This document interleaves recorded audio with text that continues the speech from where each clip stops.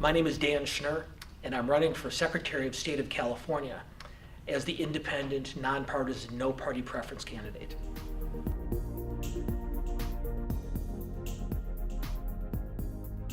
I tell my students they should look at politics as if it's being played on a football field.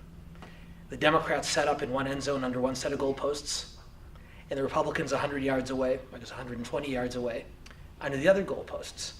And the problem is, in politics, unlike in football, the winds come in between the 40-yard lines. And in politics, both in California and nationally, that space between the 40s is almost empty.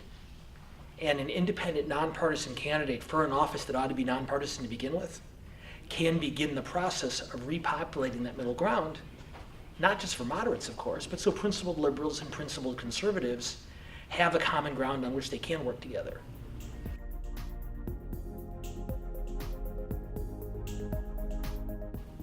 The first thing I do is make sure that everyday Californians' voices were no longer drowned out in Sacramento by the special interests and the lobbyists and the big donors on both sides of the aisle. And the way you do that is by banning fundraising at any time that the California state legislature is in session. That way you can break the link between political giving and government action.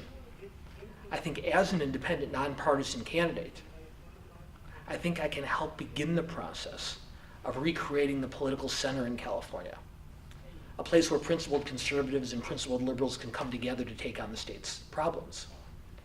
And by the way, the Secretary of State's office, the state's chief elections officer, shouldn't be a partisan position to begin with. The umpire shouldn't be wearing a Giants or a Dodgers jersey.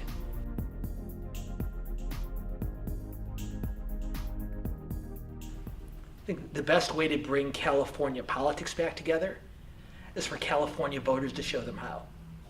That's why I'm such a big fan of the Creating Prosperity organization, because it's a perfect example, not just for politicians and for government officials, but for other Californians, that partisan and ideological differences shouldn't prevent us from talking together and working together. I think following the example that this organization has set is something that we can accomplish in Sacramento if we're all willing to work on it together.